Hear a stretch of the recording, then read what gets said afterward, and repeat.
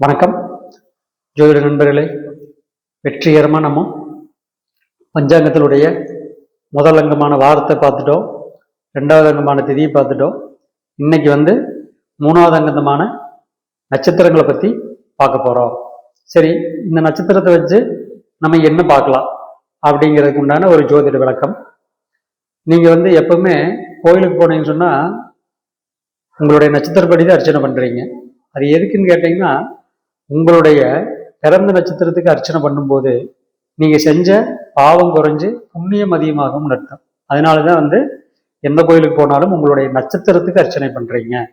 இதை நல்லா தெரிஞ்சுக்குங்க. இப்ப மொத்தம் 28 நட்சத்திரங்கள் இருக்கு. இதுல ஒரு நட்சத்திரத்துக்கு பேர் அபிஜித் நட்சத்திரம்னு பேரு. இந்த அபிஜித் நட்சத்திரம் மகர ராசியில் இருக்கு. பொதுவாக இந்த நட்சத்திரத்தை நம்ம யாரும் பயன்படுத்துறது இல்லை. ஆனால் உத்திராட நட்சத்திரம் 3ஆம் பாதம் 4ஆம் பாதம், அதே மாதிரி திருவோண நட்சத்திரம் 1ஆம் பாதம் 2ஆம் பாதம், இந்த 4 பாதம் சேர்ந்தது தான் அபிஜித் நட்சத்திரம். இந்த அபிஜித் நட்சத்திரத்தை நம்ம யாரும் யூஸ் பண்றது இல்லை. அதனால அதை விட்டுறலாம். மொத்தம் 27 நட்சத்திரம். அதுல இன்னைக்கு நம்ம பார்க்க போறது அஸ்வினி நட்சத்திரத்தினுடைய குணாதிசயங்களை பார்க்க போறோம். பொதுவா இந்த அஸ்வினி நட்சத்திரத்துக்குள்ள அதிபதி யாருன்னு பார்த்தீங்கன்னு சொன்னா கேது. இந்த நட்சத்திரம் பார்த்தீங்கன்னு சொன்னோம்னா மேஷராசியில் இருக்கு. மேஷராசி அப்படிங்கிறது காலபுருஷனுக்கு முதல் ராசி. மேஷராசி தான் காலபுருஷனுக்கு முதல் ராசி. அதுலதான் இந்த அஸ்வினி நட்சத்திரம் இருக்கு. இந்த ராசியினுடைய அதிதேவதை யாருன்னு பார்த்தீங்கன்னு சொன்னா செவ்வாய்.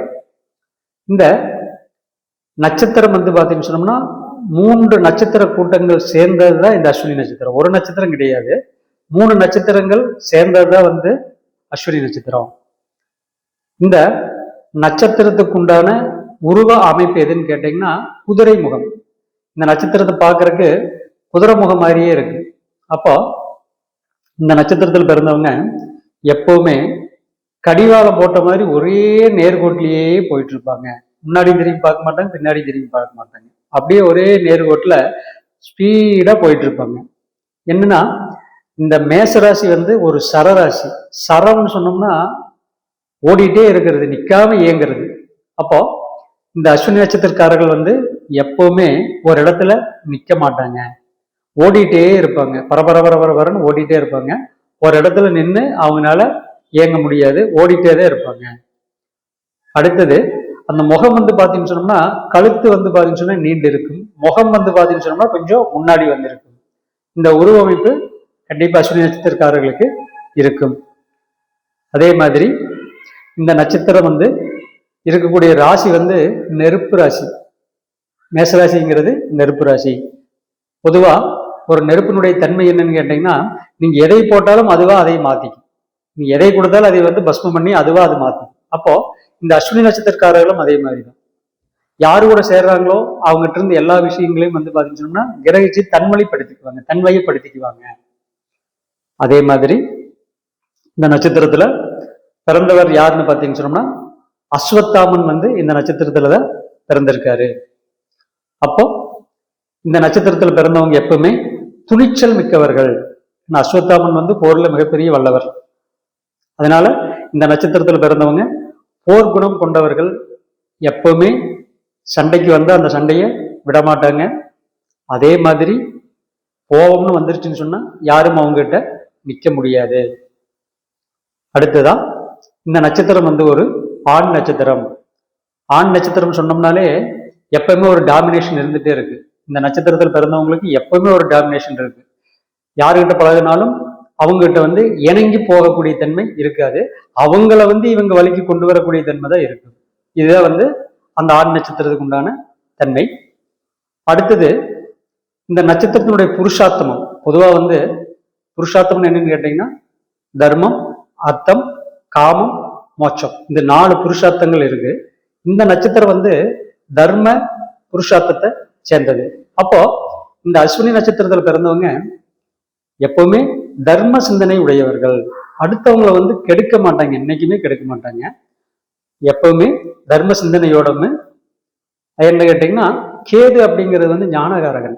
அப்ப இயற்கையாவே உங்களுக்கு தர்ம குணம் இருக்கு, பரோபகர் உனக்கு குணம் இருக்கு, யாருக்கும் கெடுதல் பண்ணாத குணம் இருக்கும், தன்னையே யார் என்று கேட்கக்கூடிய தன்மை அவங்களுக்கு இருக்கும். இவங்க வந்து பிரயாணத்துல வந்து பாத்தீங்கன்னு சொன்னா அதிக ஈடுபாடு இருக்கும். கொஞ்சம் குழப்பவாதிகள், எதையுமே ஆராய்ஞ்சு பார்க்கக்கூடிய தன்மை குறைவா இருக்கும். அந்த ராசியில வந்து சூரியன் வந்து உச்சமாவார்.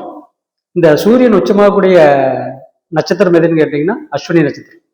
அப்போ சூரியன் வந்து நம்ம உடம்புல வந்து இருக்கக்கூடிய உயிரை குறிக்கிறாரு. கேது வந்து பாத்தீங்கன்னு சொன்னோம்னா ஞானத்தை குறிக்கிறாரு. அப்போ நம்மளுடைய ஆத்மா அந்த ஞானத்துக்குள்ள போய் ஐக்கியமாயிருது. அப்போ ஒரு மனுஷன் எப்படி இருக்கும்னு கேட்டீங்கன்னா, இந்த ஆன்மாவை தேடி அவனுடைய பயணம் இருக்கணும், பொருளை தேடி பயணம் இருக்கக்கூடாது. ஏன்னு கேட்டீங்கன்னா, அந்த சூரியன் நம்ம உடம்புல இருக்கக்கூடிய உயிர் வந்து அஸ்வினி நட்சத்திரத்துல போய் ஐக்கியமாயிருது, ஞானத்துல போய் ஐக்கியமாயிருது. எவ்வளவு சம்பாதிச்சாலும், என்ன கோடி சொத்து சம்பாதிச்சாலும், என்ன புகழ் இருந்தாலும், என்ன பேர் இருந்தாலும், கடைசியில வந்து நம்ம எதை தேடி போகணும்னு கேட்டீங்கன்னா ஞானத்தை தேடி போகணும். நம்ம உயிர் வந்து ஞானத்தை தேடி போகணும். அதை வந்து பாத்தீங்கன்னு சொன்னோம்னா குறிக்கிறது தான் அந்த சூரியனுடைய நட்சத்திரம் கேதுனுடைய நட்சத்திரத்தில் போய் ஐக்கியமாகுது. இது வந்து பாத்தீங்கன்னு சொன்னோம்னா சிம்பாலிக்கா சொல்லியிருக்காங்க இந்த இடத்துல. அப்புறம் இந்த நட்சத்திரத்துக்காரவங்க எப்பவுமே தன்னை வந்து சுத்தமா வந்து வச்சுட்டே இருப்பாங்க, கிளீன் பண்ணிட்டே இருப்பாங்க. எப்பவுமே பொதுவா தன்னை சுத்தி இருக்கக்கூடிய இடத்தை பூரா சுத்தமாவே பண்ணிக்குவாங்க. குழப்பங்கள் அதிகமா இருக்கக்கூடியவங்க. ஏன்னு கேட்டீங்கன்னா, இந்த ஞானம் அப்படின்னு சொல்றது என்னன்னு கேட்டீங்கன்னா, தேடுதல் எங்க அதிகமா இருக்கோ அந்த இடத்துல வந்து ஞானம் வரும். அப்போ இந்த நட்சத்திரக்காரர்கள் எப்பவுமே ஒரு விஷயத்தை தேடிட்டுமே அலக்கழிச்சிட்டு மன உளைச்சலுமே இருந்துட்டு இருப்பாங்க. இந்த அஸ்வினி நட்சத்திரம் வந்து நம்ம தலைப்பகுதியில பின்னந்தலையை குறிக்கக்கூடிய இடம். பொதுவாகவே அஸ்வினி நட்சத்திரத்துக்கு தலபாரம் எப்பவுமே இருக்கும், ஒத்த தலைவலி இருக்கும், கண்ணுல வந்து பாத்தீங்கன்னு சொன்னோம்னா நோய் இருக்கும். இது வந்து இயற்கையாவே அந்த பின்னந்தலை வந்து அவங்களுக்கு கண்டிப்பாக ப்ராப்ளம் இல்லாம இருக்காது. இந்த நட்சத்திரத்தில் பிறந்தவங்க எப்பவுமே தாயார் என்ன சொல்றாரோ அதன்படி கேட்டு நடக்கக்கூடியவங்களா இருப்பாங்க. தாயாருடைய ஆதரவு இவங்களுக்கு என்னைக்குமே இருந்துட்டே இருக்கும். அதே மாதிரி இவங்க எந்த வேலையை செஞ்சாலும் அதுல வந்து ஒரு நீட்னஸ் இருக்கும். யாரையுமே வச்சு பார்க்காம எடுத்தெறிஞ்சு பேசக்கூடிய தன்மை ரொம்ப அதிகமா இருக்கும். கோபம் ரொம்ப அதிகமா இருக்கும்.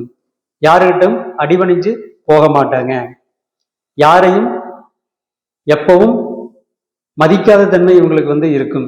ஏன்னு கேட்டீங்கன்னா, பொதுவா ஞானமுள்ள ஒருத்தர் வந்து எதை பத்தியுமே கவலைப்பட மாட்டாங்க, யாரை பத்தியும் கவலைப்பட மாட்டாங்க. கோடீஸ்வரனும் ஒண்ணுதான் அவங்களுக்கு, பிச்சைக்காரனும் ஒண்ணுதான். அப்போ இந்த தன்மையில அவங்க மனசை மாத்திக்கக்கூடிய தன்மை அவங்களுக்கு அதிகமாக இருக்கும். அடுத்ததா அஸ்வினி நட்சத்திரம் 1ஆம் பாதத்துல பிறந்தவங்களுக்கு உண்டான தன்மையை பார்க்கலாம். பொதுவாக 1ஆம் பாதத்துல பிறந்தவங்க வந்து யாருக்கிட்டமே கட்டுப்பட மாட்டாங்க, யாரு கூடமே இணங்கி இருக்க முடியாது, கோபம் ரொம்ப அதிகமா இருக்கும், எதையும் யோசிக்கக்கூடிய தன்மை குறைவா இருக்கும், எப்பவுமே எதை பத்தியுமே கவலைப்பட மாட்டாங்க, எதையும் எப்பவும் ஆராய்ச்சி பண்ணிட்டே தான் இருப்பாங்க, எடுத்தறிஞ்சு பேசக்கூடிய தன்மை அதிகமாக இருக்கும். அஸ்வினி 2ஆம் பாதம். அஸ்வினி 2ஆம் பாதத்துக்கு பொருள் பற்று ரொம்ப அதிகமா இருக்கும். பொதுவாக பொருள் மேல நிறைய சேர்த்தணும் அப்படிங்கிற எண்ணம் வந்து அவங்களுக்கு அதிகமா இருக்கும். குடும்பத்து மேல பாசம் அதிகமாக இருக்கும். பணத்தை சேமிச்சு வைக்கிற எண்ணம் அதிகமாக இருக்கும். வெட்டு ஒண்ணு துண்டு ரெண்டு மாதிரி பேசுவாங்க.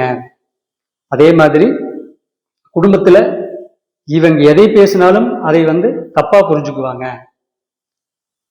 அஸ்வினி நட்சத்திரம் 3ஆம் பாதம். பொதுவாக அஸ்வினி நட்சத்திரம் 3ஆம் பாதத்துக்கு பேராசை கொஞ்சம் அதிகமாக இருக்கும். இவங்க வந்து பாத்தீங்கன்னு சொன்னா எப்பவுமே கிரிமினலா தான் யோசிப்பாங்க.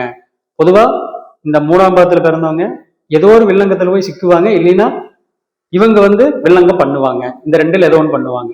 என்ன காரணம்னா, இந்த 3ஆம் பாதம் அப்படிங்கிறது வந்து பாத்தீங்கன்னு சொன்னோம்னா புதனுடைய வீட்டுல போய் விழுகு நவாம்சத்துல. அப்போ பொதுவாகவே இந்த புதன் கேது செவ்வாய் சேர்க்கை அப்படிங்கிறது வந்து பாத்தீங்கன்னா ஏதோ ஒரு வில்லங்கத்தை வந்து இடம் சம்பந்தப்பட்டது, பேப்பர் சம்பந்தப்பட்டது, டாக்குமெண்ட் சம்பந்தப்பட்டது, செக்லீவ் சம்பந்தப்பட்டது, இந்த மாதிரி ஏதோ ஒரு பிரச்சனைகள் வந்து அவங்களுக்கு ஏதோ ஒன்று சிக்கிக்குவாங்க, இல்லைன்னா இவங்களா வந்து பிரச்சனையை கிரியேட் பண்ணிக்குவாங்க. பேராசை கொஞ்சம் அதிகமா இருக்கும். ஏன்னா இவங்க ஜாதகத்துல இதுல வந்து அஸ்வினி நட்சத்திரம் 3ஆம் பாதத்துக்கு எப்பவுமே பேராசை கொஞ்சம் அதிகமாக தான் இருக்கும். அடுத்தது அஸ்வினி நட்சத்திரம் 4ஆம் பாதம். அஸ்வினி நட்சத்திரம் 4ஆம் பாதம் எப்பவுமே வந்து சொந்த பந்தங்களை அனுசரித்து போகக்கூடிய தன்மை உண்டது. உறவினர்கள் என்னைக்குமே இவங்க கூட இருக்கணுங்கிற எண்ணத்தை கொண்டது. தாயார் மேல் அதிக அன்பு கொண்டது. கருணை உள்ளம் அதிகமாக இருக்கும். எது செஞ்சாலும் அதுல தர்ம குணம் இருக்கும். ஒரு நீதி இருக்கும். ஒரு நேர்மை இருக்கும். கருணை இருக்கும். அடுத்தவங்களுக்கு ஹெல்பிங் பண்ணக்கூடிய தன்மையும் இருக்கும். இதுதான் அஸ்வினி நட்சத்திரத்துக்கு உண்டான பலன்கள். நன்றி, வணக்கம்.